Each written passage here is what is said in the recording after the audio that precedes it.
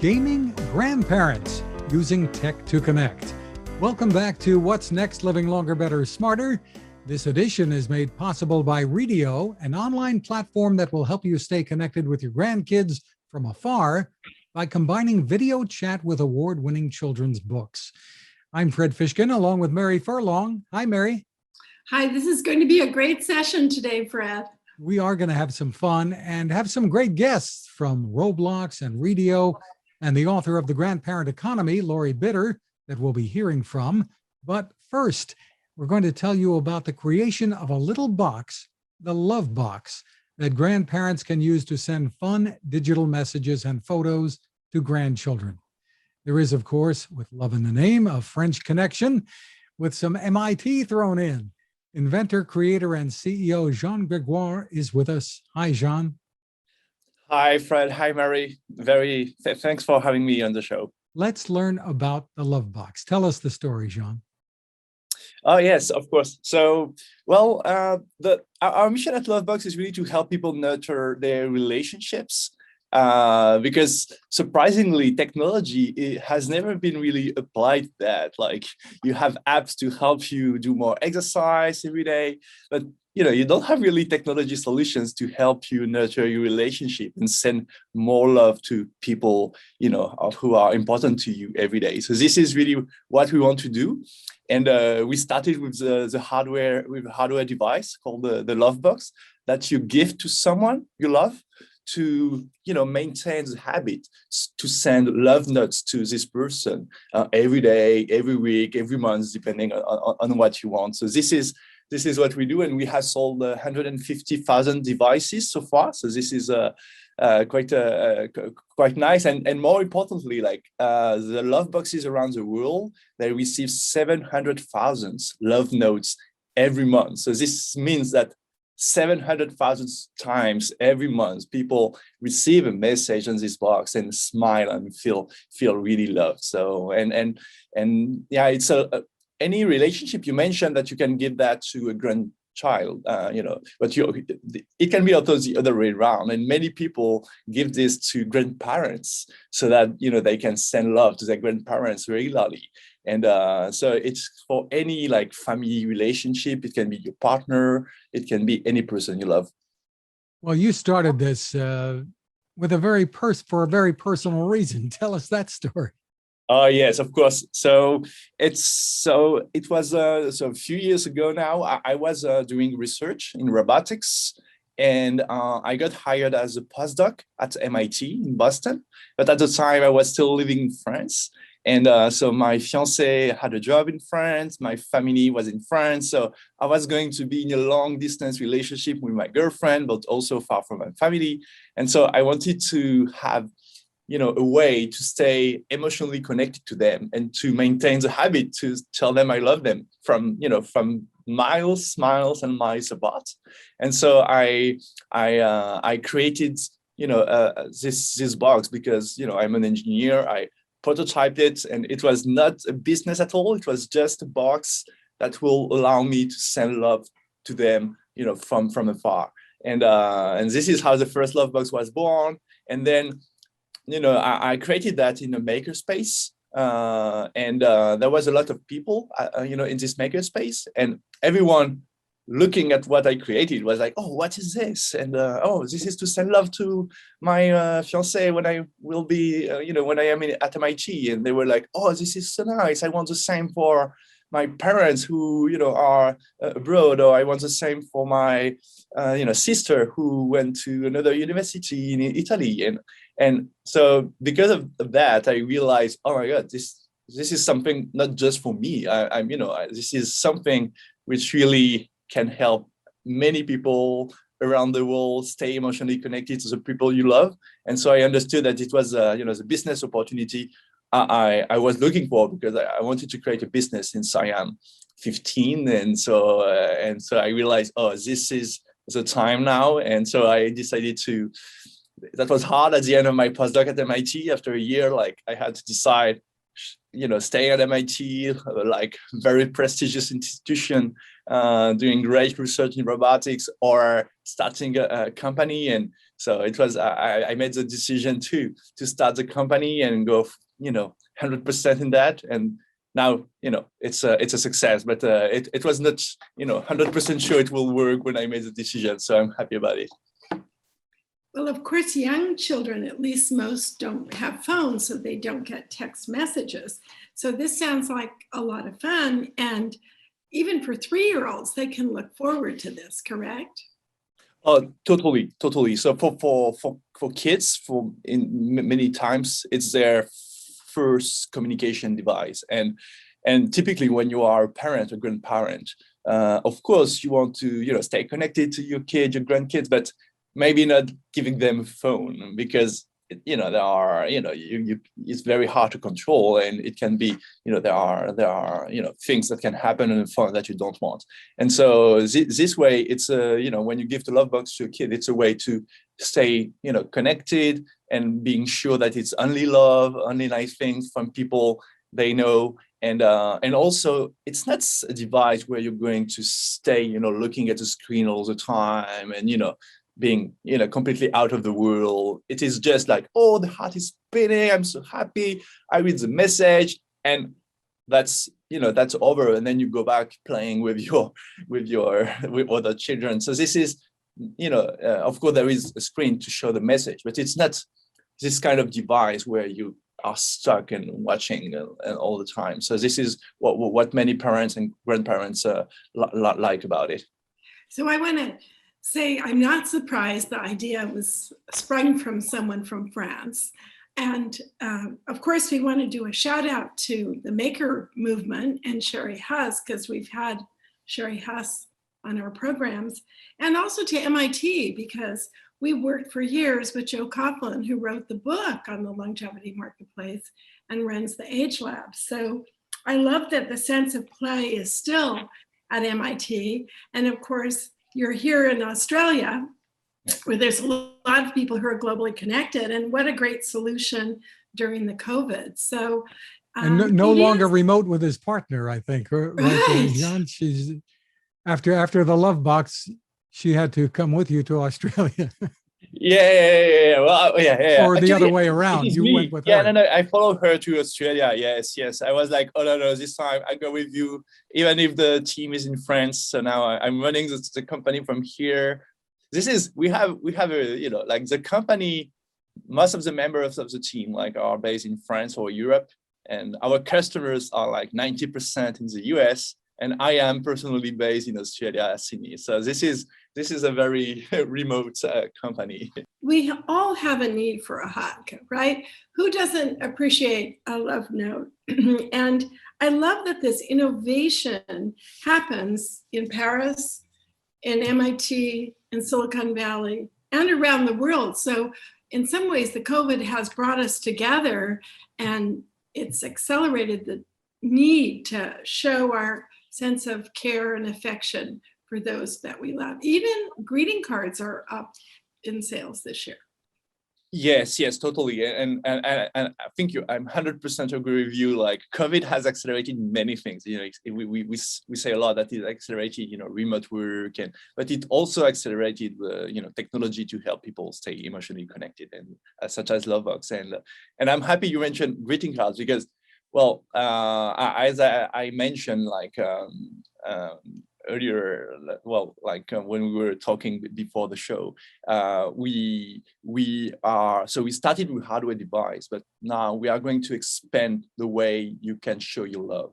And so we are going to provide to launch an app by the end of the year that allows you to send love to all people you love, even if they don't have a love box. So there will be a free version, and also a way to send love in a printed way, or to show love, to send love to a love box. And so we are going to be really the place to be, to nurture relationships and send love in all different ways. And really, and what is very important and I think when you talk about technology to help people send love, it's not just provided channels for love. Of course, it helps when there is a channel for love, such as a love box, you're going to use it and send love. But I think we can use technology also to help people, compose a love note. And what is a love note? Like, most people are really struggling how to say they love and how to show affection. This is like, we have some of our users, like power users, they know always what to send, what to write, like they are so good at that, but normal people, 90% of people, they don't really know what to send, and they are like struggling finding the words, drawing the right things and all. So we are going to help them much more, with some content, some advice, so that every time you enter the app, and depending on the relationship you have, because of course you don't send the same things to your grandmother or to your grandchildren and all, and then we're going to to really help you know what to write and give you some inspiration and some help to make sure that you really maintain this habit and always have something very touching to send. So tell our listeners how you say I love you in French. Oh, je t'aime. It does sound better, right? When you're with your granddaughter, what kind of love notes do you write? Well, all kinds. Mostly I'm sending them at night, so she sees it in the morning, because she runs out. If the heart is spinning on a box, I've given this to my 3-year-old granddaughter, and it's a beautifully crafted, we haven't mentioned, a beautifully crafted wooden box. And if the heart is spinning, you just lift off the cover and she sees the message inside. Good morning. We hope you have a great day. We love you, etc. And there are little emojis you can send. Sometimes you can send a photograph. So it's a wonderful idea, really. And she looks forward to it all the time. If that little heart on the outside, which is magnetically attached, very clever, Jean, is spinning, then she knows she has a message. So, and there are other ways people can customize this too. I think there are other magnetic types of hearts and things you can put on there. So not everybody has the same one even. Yeah, exactly. And we are going to go much further into that, because people want their love box to be unique. And so of course now you can, decide which kind of heart you want, but we are going to go, further and let people engrave something on the lid, and also, different kind of shapes and, and prints on the spinning, spinning part. So yeah, we want to go to let people have a unique love box. Some people even are very creative and they customize it, like they paint it, they put stickers on it. You have a few videos on TikTok about it. It is very impressive what people can do. Look how warm and fuzzy technology can be. Who would have thought that, right? Jean, we want to thank you for taking the time with us, and people can find you at lovebox.love. Love that domain. Thank you very much. Well, that's just a taste of what little tech can do to keep us close. And we focused on some other fun companies during the What's Next Longevity Venture Summit, and we're happy to share those stories now. Now, this is a session called The Grandparent Economy with Tammy Baumick, Vice President of Marketing and Digital Civility at Roblox, Aaron Neuenschwander, the CEO of Redio, and Lori Bitter, President of the Business of Aging and author of The Grandparent Economy. Well, we're going to turn to each of our guests for a little bit of background. Roblox is an online game platform that lets users create games too. It has 42 million and counting daily active users around the world and is played by more than half of all children under 16 in the US. That's just mind-blowing. Let's take a little look at a video here that gives you an idea of what Roblox is about.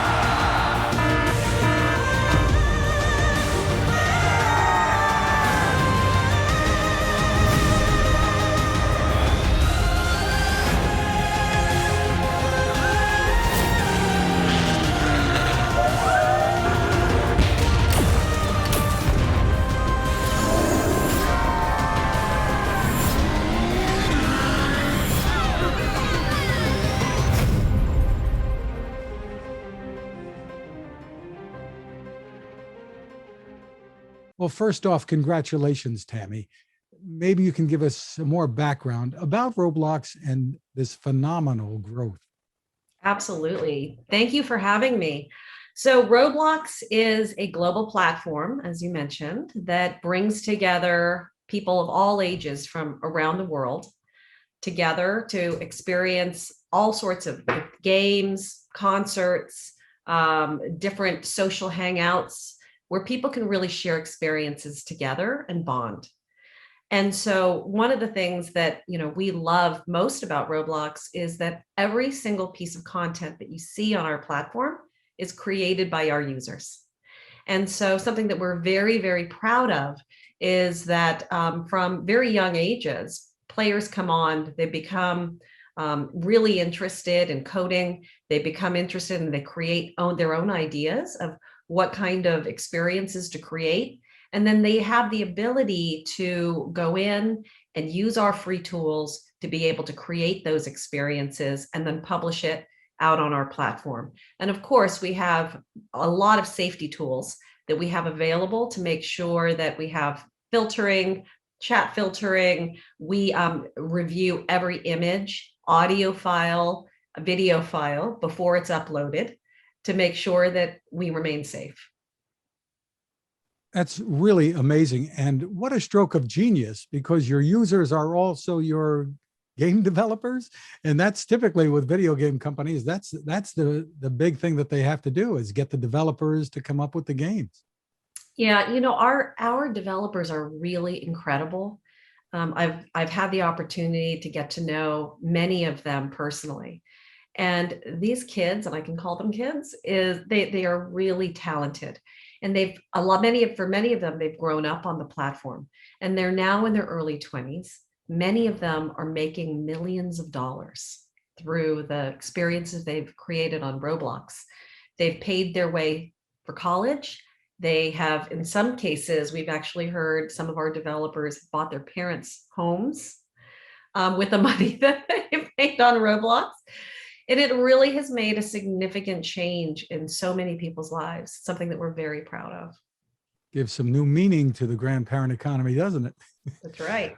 Readio is a company that's designed to bring generations together online through books. Aaron, tell us how this came about. Yeah, thanks, Fred. Readio, as you mentioned, is a virtual storytime platform. So it's basically a way to read children's stories together online.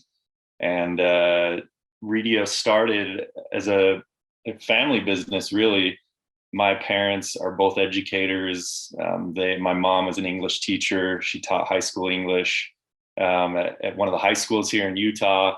And my dad was an adjunct professor at a university here teaching economics. And so, we grew up reading a lot of books with our parents. And then my brother, who was kind of the other co-founder, he had his first son, Oliver, and they, continued that tradition with him. They read a lot of books together. He was about 3 years old at the time that the idea of Readio really came into existence. And what happened is my brother moved away from Utah to Chicago, and really hard on kind of the relationship. They were no longer able to stay connected in the way that they did before over the shared love of reading books together, my parents and Oliver. And so the idea occurred to us, why not recreate this shared experience virtually? And so that's what we've done. We now have relationships with 10 and actually 11 publishers as of this week. We just added a new publisher this week, and we have over 1,000 books in our library. And through our family plan, only one individual needs to sign up and be paying, and then the rest of the family is free. So it's $10 a month or $100 a year, and you can try it out for free for 14 days. So terrific. And I've made use of it with some of my grandchildren as well, and really a great platform. Lori, you've written the book on the grandparent economy, literally. The formal title is The Grandparent Economy: How Baby Boomers Are Bridging the Generation Gap and you're also a consultant and founder of the Business of Aging. So give us some perspective here on the opportunities for companies like Redio and Roblox. Sure. Well, both of these companies fall squarely into an area that grandparents treasure most, and that is one, gifting, and two, gifting in ways that are meaningful, that involve their time and sharing things that they love with their grandchildren, and in reverse, having their grandparents share back the things that the children enjoy doing with them. So this is a huge priority for baby boomer grandparents, as you might expect, but it's also, since I wrote the book, we now have another generation, Generation X, entering the stage of grandparenting. And this is a very technically savvy group of grandparents. They're younger. I mean, the average age of a new grandparent's about 59. So they're younger, they have means. Most grandparents are coupled and married and have relatively high levels of income. So all of these things fall squarely into that space.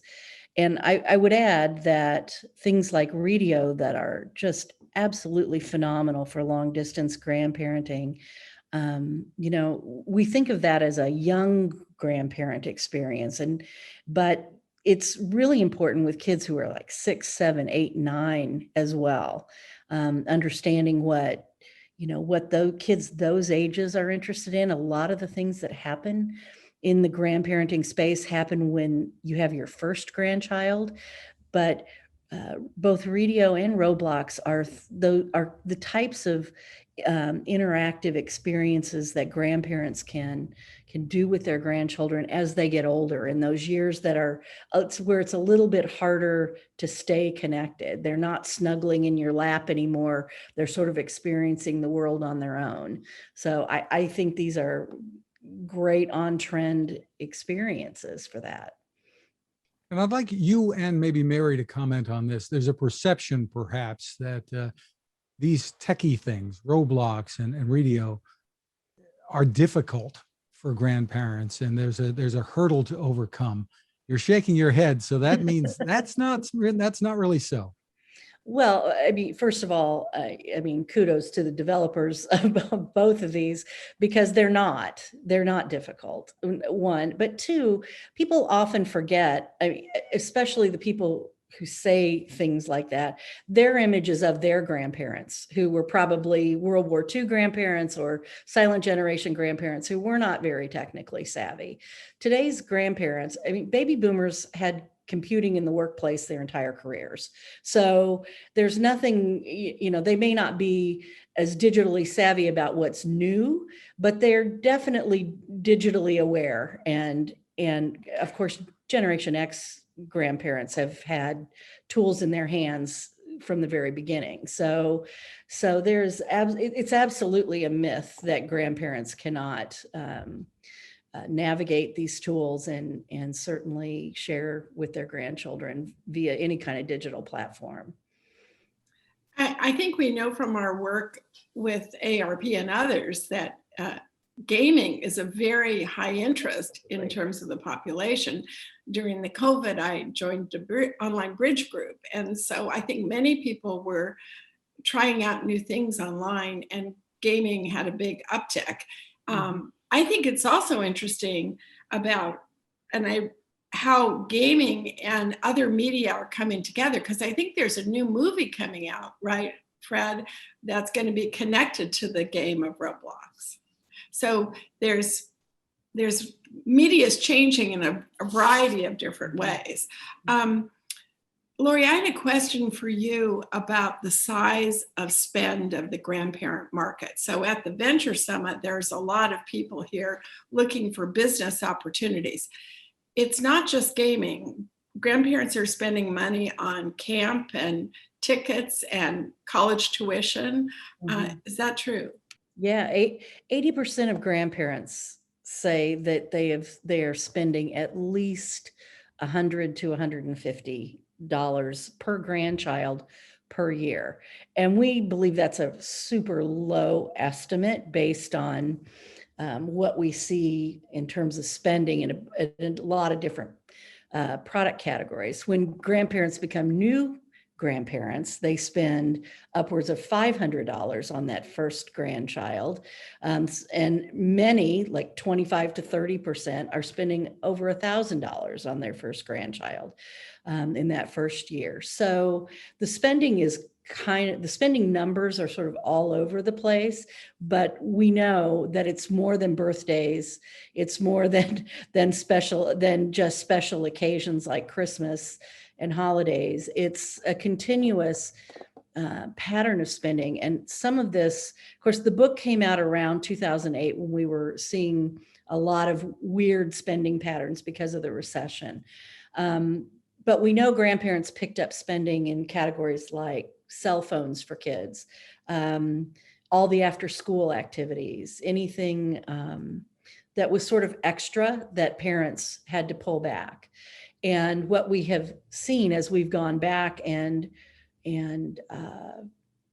questioned them again since this has all been over is that spending didn't really stop. They may be spending it in a different way, but the pattern of spending didn't end. They're still doing all sorts of things like writing lessons and camps and extracurriculars that younger families can't afford without the help of their grandparents. Tammy, tell us what grandparents should know about how they can play Roblox with their grandchildren. So Lori, I really want to absolutely support everything that you just said. I think that from what we have seen, I think the stereotype of the grandparent that is still out there is not necessarily true at all. And I think that one size does not fit all. I think that what we have seen is many very, very savvy, tech savvy grandparents that are out there that are using Roblox to really bond with their grandkids, and especially from afar. And the question really is, you don't have to go in. There are some people, and they don't even have to be grandparents, that are a little bit unsure about it. But what we have found is when they ask the kids, let's play together. Teach me how to do it. It is such a welcome question where it changes the dynamics, where the kids can actually play the role of the teacher. And what we've seen is that they embrace it, right? They love that bonding. And we've seen it time and time and time again, where parents and grandparents grow closer to their kids because they now have a shared vernacular. They have a shared experience that they can talk about. They ask their grandkids to help them create their avatar. And it's something that they can really, really bond over, and they can jump in with different experiences. We've even seen birthday parties held on Roblox, and grandparents in different countries can join, where there was another university that had a graduation on Roblox.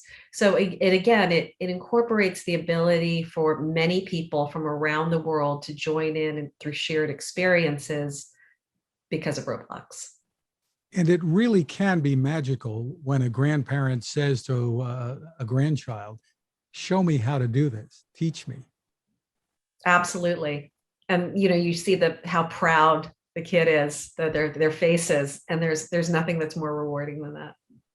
Aaron, with Redio, this just seems like a natural, really easy to use, and that's one of the keys here. Yeah, it is, Fred. We try to make the platform as easy and kind of seamless to use as possible. So happy to show a quick example, actually, of kind of just what the platform looks like. So sure, and step us through the user experience. So Redio is accessed through just the internet. You can use either your computer or a tablet. And once you get into the platform here, you can see over on the left-hand side a list of my buddies. These are my book chat buddies that I can connect with at any time. So, grandmas, uncles, cousins, friends can all be here. And it can be invited for free to join the Redio platform. And then we have some featured kind of springtime books. We're just about to swap that out for our summertime books. And then down here, you can see our library of different books. As I mentioned, we have over 1,000 books on our site now. And what's fun here is we actually have custom bookshelves that you can create and share those between the family. So I've got a bookshelf here for my daughter that my mom could at any time hop into and read books from her bookshelf to my daughter. And so it's a fun way to kind of favorite those stories that you love to read together. And then if at any time you want to read these stories, you can click in and Chicka Chicka Boom Boom's a popular kids book, and you can read these books on your own in what's called our e-reader here, the book reader, or you can read them together with someone else. And if we were to read this together, we would see video chat, just kind of like we're seeing now with Zoom. We would see each other here at the top of the screen, and either side can read the story, either side can turn the pages.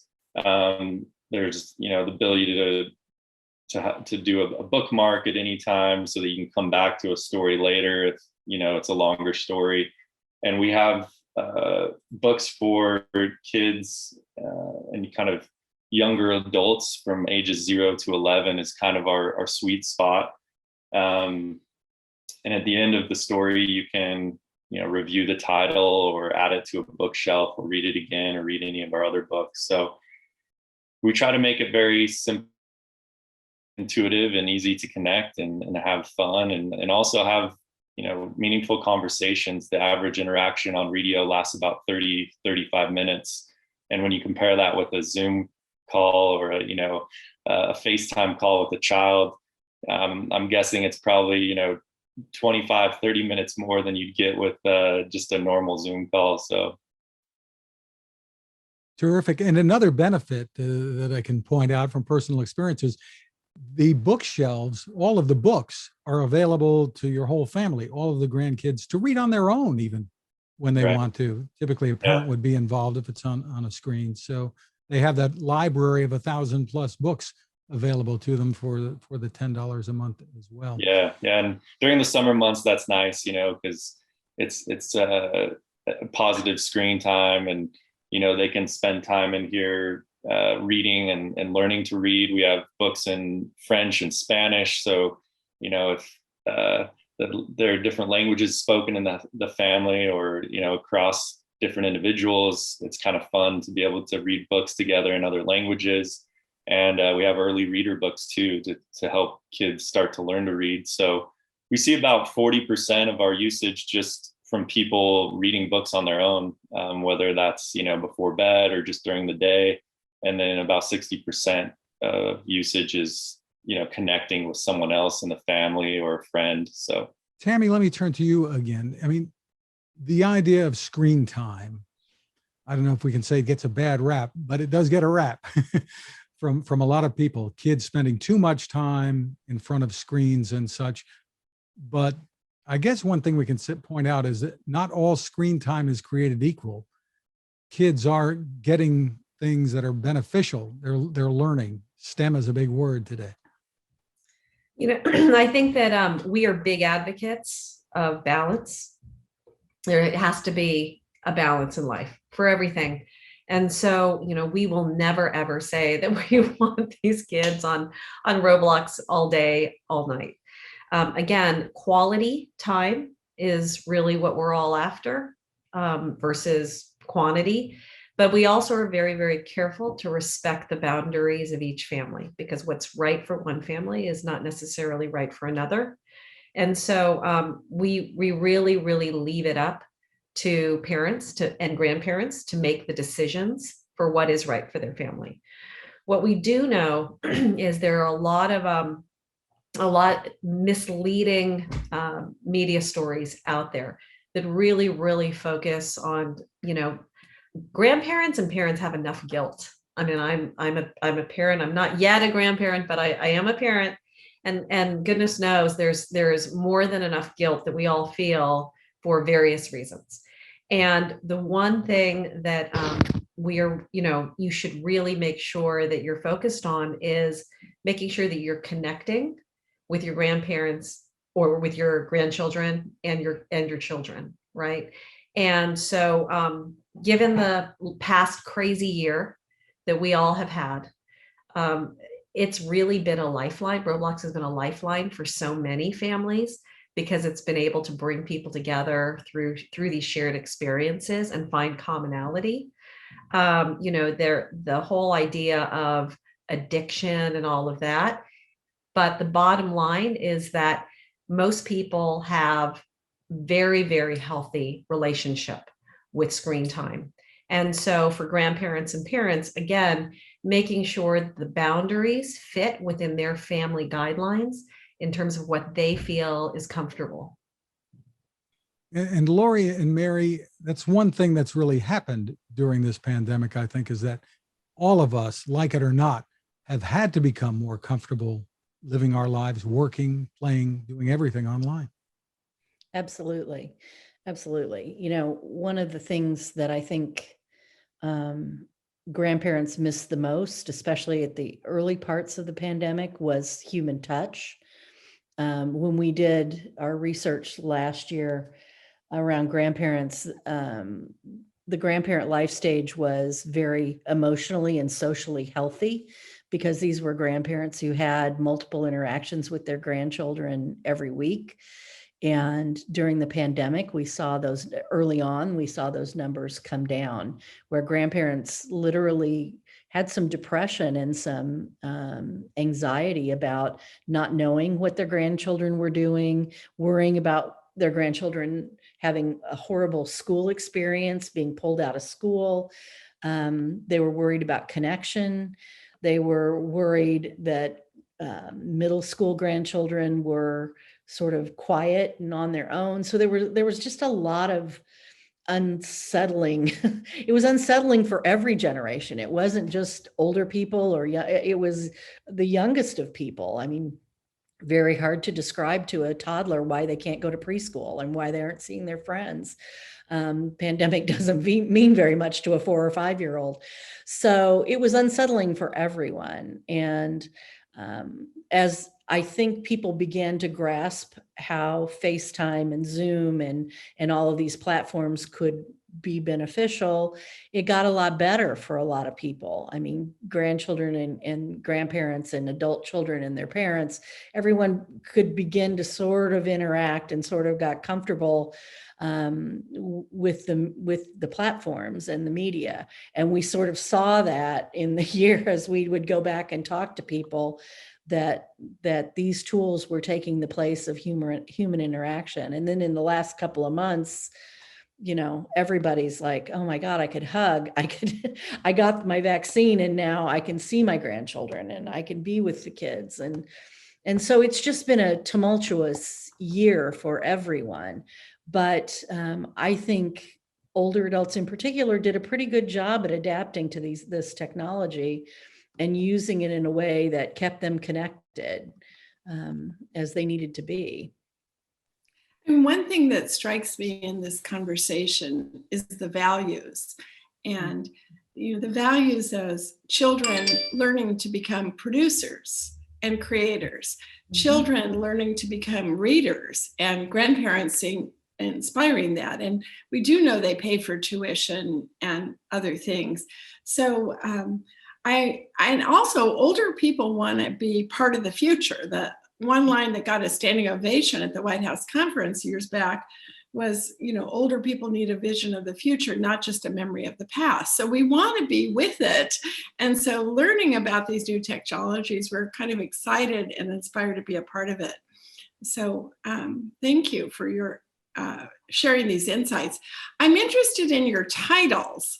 What is your title related to digital civility? Thank you for asking, Mary.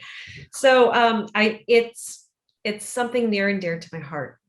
About 3 years ago, when we realized how big our community is, we have over 42 million daily active users on our platform. About 3 years ago, we realized not only did we have an opportunity, but we had a responsibility to really educate kids and parents and grandparents about how to stay safe online and how to create positive experiences for yourself. You have the tools, the technology platforms have the tools. We, the whole idea of Roblox, it's in our DNA because we built a platform and a product originally for kids.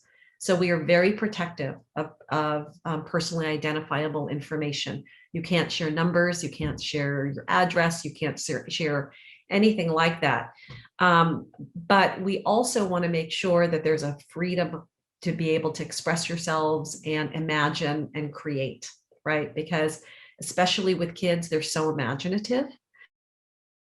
In any internet space, in any online space, not just Roblox, you need to have, and I call it the spidey sense, right? In the real world, when you go to a park, you realize that you have to become aware. There are good experiences and there are bad experiences in a park. And you learn those things growing up as a kid, and you develop that spidey sense. The online world, you also need to develop the spidey sense to be able to know that if someone's not being nice to you, you can block them. You can mute them. We have all of these tools that are now you're able to actually be safer online than you are in some aspects in the real world, because we do have these tools that so many kids and teens and parents and grandparents aren't aware of it. So digital civility really means educating all of these audiences to make sure they have the tools and the savvy to be able to create these positive experiences for themselves. And are you also making use of, it's an overworked phrase, perhaps, artificial intelligence? Mm-hmm. With all of these users, you can't be having people monitoring all of this. Well, we actually do. We actually have a combination. We have over 3,000 moderators human moderators looking and reviewing all the content before it's uploaded. And in addition to that, on a layer on top of that, we use machine learning and artificial intelligence to be able to identify anything that comes in that's maybe questionable. So we have a double line of defense. Aaron, we were talking about the pandemic and the impact a little bit ago. It comes to mind that your business must have increased greatly because of it, but there's still, even without a pandemic, real value in what you're offering, even if grandparents might live in the same town, but very often they don't. They're far away. Right. I think it was an AARP report where they said that, distance is the biggest barrier for grandparents to interact with their grandchildren. And what we're doing here at Redio is really to, diminish that distance and do whatever we can to get rid of that barrier. And so the pandemic, was a great catalyst for Redio. We realized that it was a detriment for many other companies, and we're very grateful that we were able to experience growth during the last 12 to 18 months as a business, and really see how Redio is able to connect families and generations and allow them to have fun, meaningful interactions. And we hear from customers often that it's usually the child that's asking for additional books and to do Redio together. And to your point about with the pandemic kind of receding a bit, I liken this to my mom. She loves spending time with my daughter, and she's only about a 20-minute drive away from us, luckily.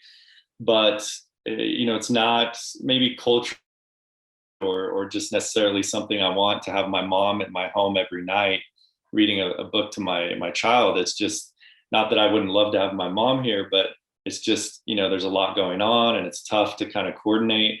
But with Redio, we can facilitate that type of interaction every night or however often she wants to read to my daughter.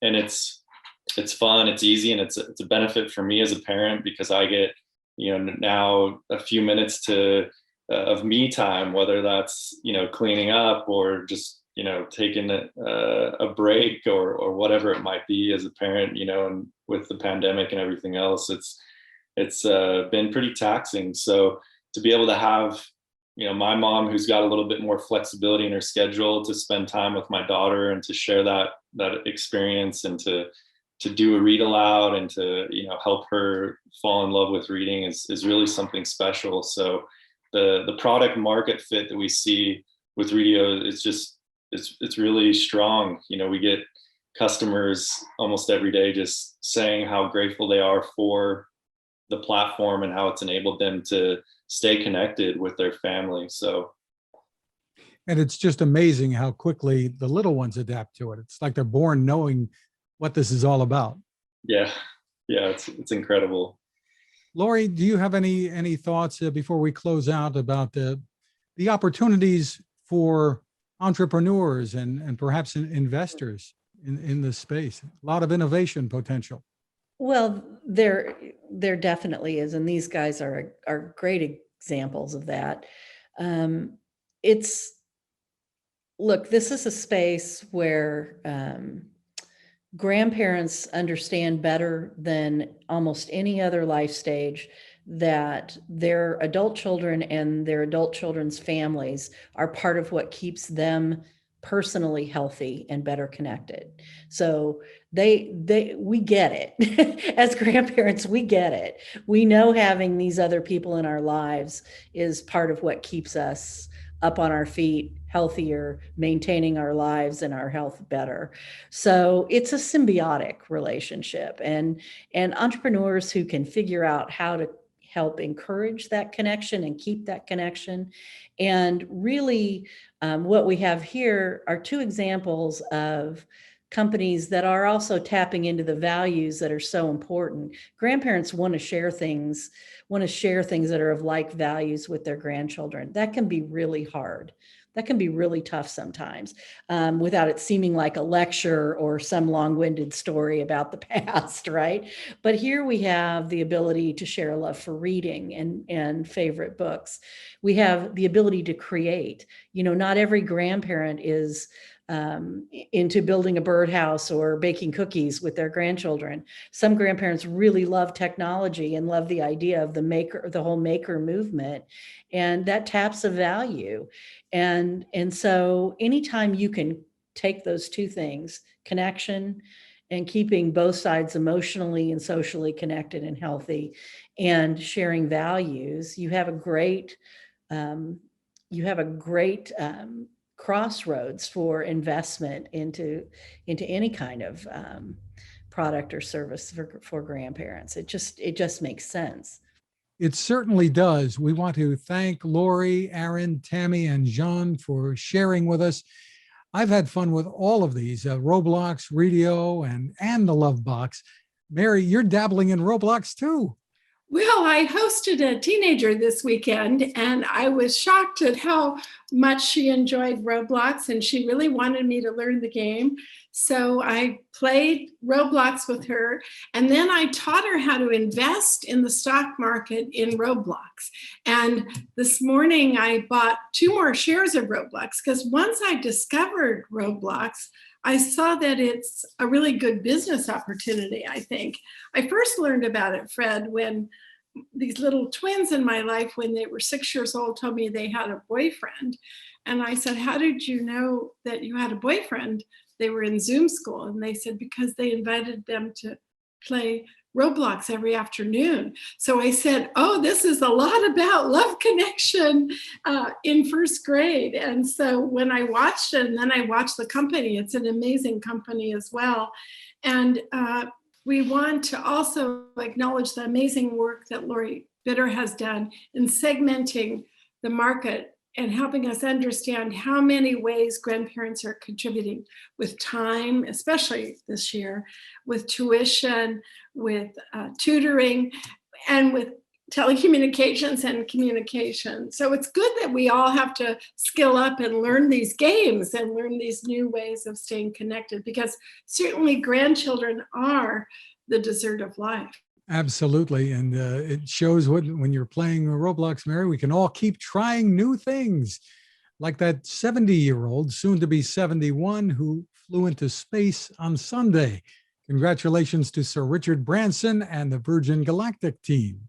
Yes, I was so inspired. It took me back to when I was a teenager myself and heard those amazing words that, one small step for man. It brought that thrill back. I think we'll see Halloween costumes of astronauts again, and a lot of interest in the new space travel and space race. But Fred, I saw a photo online that you had interviewed him some time back. Well, that was back in January 2008 when he unveiled Spaceship One with his then partner, aeronautical engineer Burt Rutan. For viewers, the picture here is blurry, but the memory of the interview is not. He said back then that he wanted to take his daughter and son with him into space. Obviously, he went first here. His adventurousness, never say die spirit, really an inspiration to us all. And for those of you that are interested in the business side of this, there's no brilliant brand person more than Richard Branson, right? With that new color of the logo on the space travel ship. It's also a business story. So if you haven't read the book, The Virgin Way, it's a good book on branding to read. Absolutely. And we want to thank Radio once again for helping to make this episode possible. Please don't forget to subscribe, tell your friends, and stay connected.